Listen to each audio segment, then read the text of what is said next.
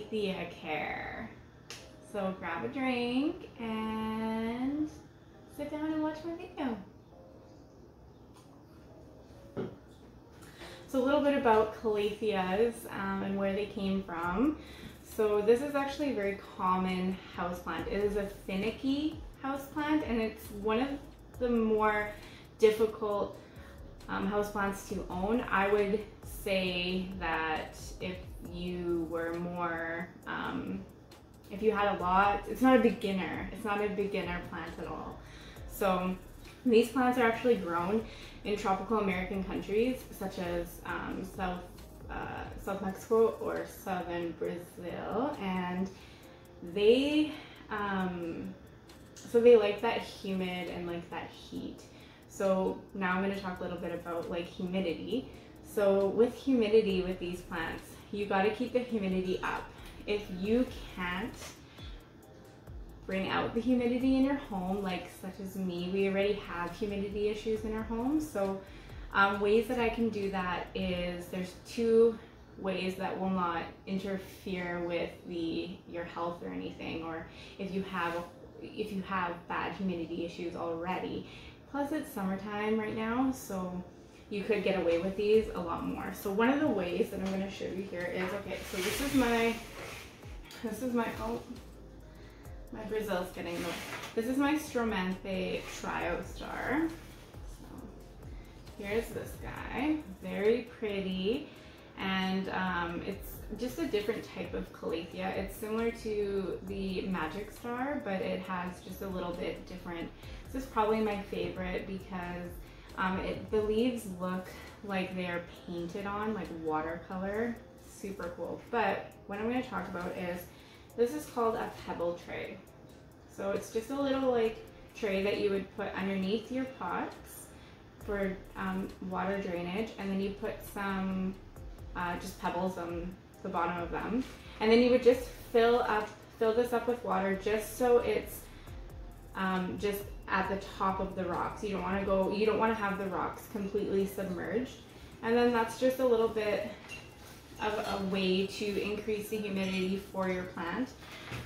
Grouping your plants together in the same like family is good as well. It's just that helps to increase humidity just amongst themselves. And then here is another type of Stromanthe. This is a Magic Star. Super pretty. So this one kind of looks like Galaxy.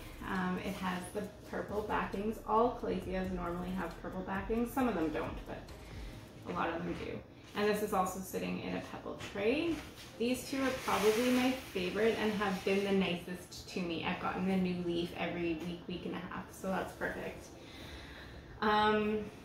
Another way to increase the humidity in your Calatheas or any other high humidity loving plants is a humidifier. So I don't have a humidifier, but I have this. This is just a Scentsy oil diffuser. I obviously don't put any like essential oils in it. I strictly only do water. And then I just put it in the middle. All of my Calatheas are lined up on my shelf here or on my counter. And I just turn that on and it just disperses amongst all of them, and it's actually really, really good. So it works perfect for me, and since I've done that, my plants have significantly been a lot happier and healthier. And another way to increase your humidity is just to spray your plants like with water. In the mornings I usually do it. I wake up, just spritz them, mist them. Some people say that it's not a thing, but I think that it's helpful. You know, I never did that before. I never used a humidifier before, and I never did like this rock pebble tray, and ever since I've done that and spritzing them or misting them every morning, significant changes in these plants. So, and I've had some of them for a while, and like I said, they're not a beginner plant. So if you are having troubles with them, just try to do your research on how to increase the humidity and just how to care for these a lot more. So I'll talk about a couple other ones. So this is actually probably my second most struggling Calathea. This is the Colossium Medallion. So as you can see, it gets its name medallion from, well, these are kind of like circular, like a medallion. And again, beautiful foliage, beautiful colors. They're known for these beautiful just beautiful painted leaves. This plant actually gave me a lot of difficulty. I was this close to getting rid of it, and then all of a sudden it popped up with 7 new leaves. So this one, I don't know if you can see, there's one here, there's one here, and there's just smaller ones. And these plants, or this plant in particular, just didn't like me, and no matter what I did with it, I had it for about a year and it did absolutely nothing. And then, like I said, once I kind of put it by the humidifier and I spritzed it and I gave it a little bit of fertilizer, it was absolutely like so happy. So 7 new leaves is absolutely beautiful, because a lot of these leaves are really sad. So don't be sad when you do lose leaves. Like this one's dead, it needs to be cut off. There's a couple that need to be cut off and pruned, but that will be done at a later date. And then this guy, this one is known to be the most easiest of Calatheas. So this one here is the Rhubarba Calathea, or a velvet Calathea, or I like to call it the waffle Calathea. As you can see, it kind of looks like, has a ripple, like a waffle effect, and super soft underneath. And this is just known to be an easier Calathea to care for. So I don't even have a pebble tray under this, and it's the furthest from the humidity, and it seems to be just thriving and super happy. So there's that. And this is my most struggling Calathea. This is probably the nicest leaf, one of the nicest leaves for Calatheas, and this is the Calathea zebrina. Super pretty. Reminds me of a zebra. As you can see, this leaf is about to go. And another good tip is to not just rip the leaf off. You know, just let it die. Like, just let it die. When it gets shriveled enough, then cut it off with just sanitized shears or scissors. So there's a little story about this. I got this one and it hated me. It did nothing for me. And then it was really loose, so I could literally just pull at it and it would come out. So, you know, I thought it needed a new pot, so I repotted it into this, and I packed the soil in a little bit better. And again, this is closest to my humidifier that I use, and I spritz it every day. Super happy. It may not look that happy, but it's struggling. It is happy half the time. And it's actually given me a little new leaf. I don't know if you'll be able to see that, but it's right here. So that's exciting. All these plants, they like a lower light situation, so indirect light. They like that. They're commonly found like at the base of trees in the jungle, so like they're kind of like ground coverage. So if you can imagine giant trees in a jungle, and then how much light those plants are getting as ground coverage, it's really not that much. So you have to just keep that in mind. Right now they're sitting in front of a south window, but they're kind of far away from a south window. So, and this isn't the biggest south window ever, so there's that. But where I have them right now, I've moved these plants multiple times, and I think I found their permanent home. And once you do find a permanent home, keep them in that home. If they're happy, just keep them there. That's a good tip. You want to keep the soil, so when you mist the leaves, you want to keep the soil moist but not soggy.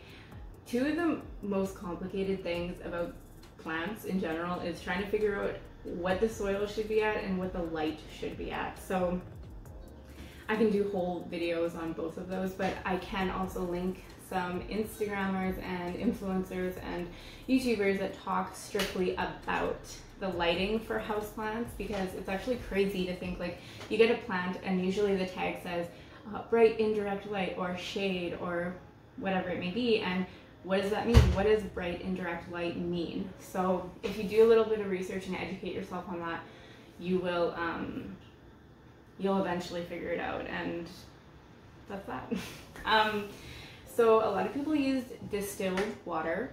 I've never used distilled water. The one time I wanted to use distilled water, somehow it got emptied out and I couldn't use it, so I just haven't bought another one. I've always used tap water, but I've heard that everyone uses special water for these, and I've also heard a lot of people who are more educated than I am that they just use tap water as well. So, I mean, just so you know, this is all my opinion. This is all what I feel, and I'm not an expert.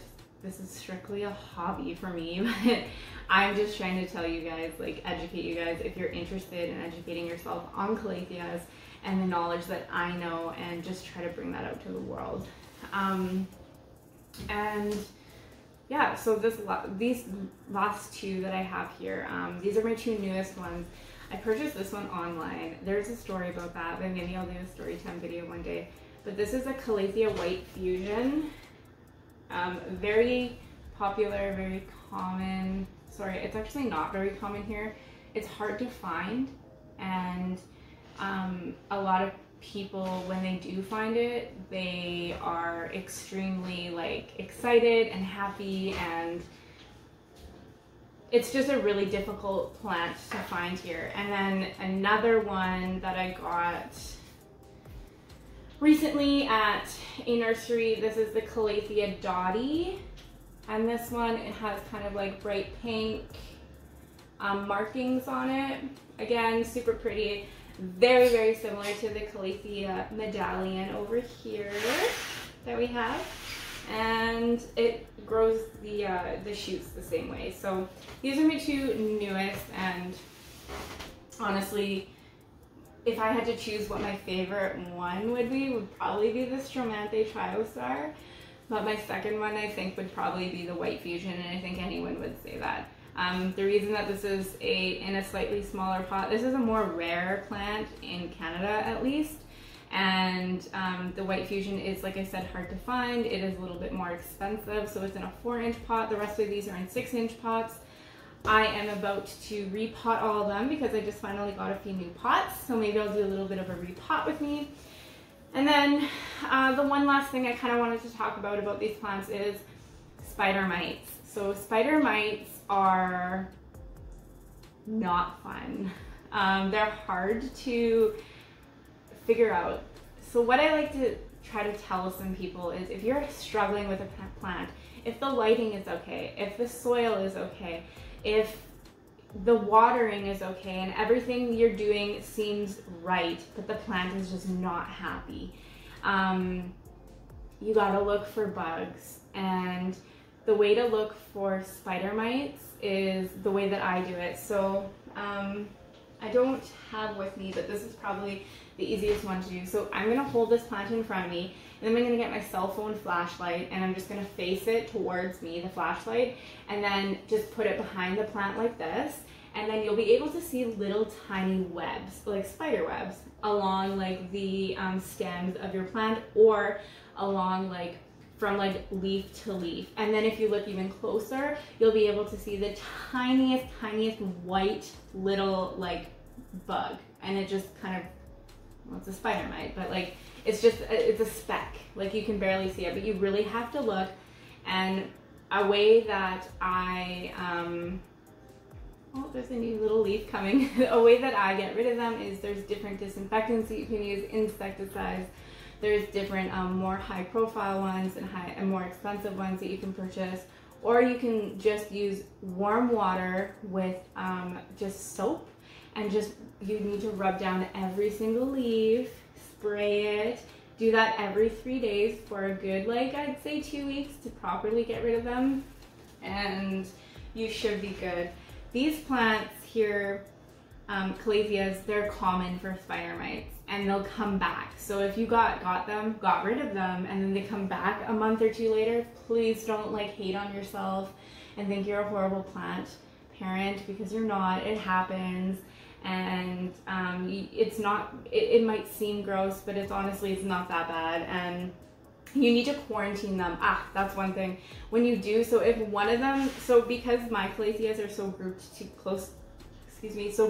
close together, you want to quarantine them from other plants in your home. So like if I had this Brazil close to it, I would definitely put them in a different place in my house and just do that so the spider mites don't travel onto any other plants.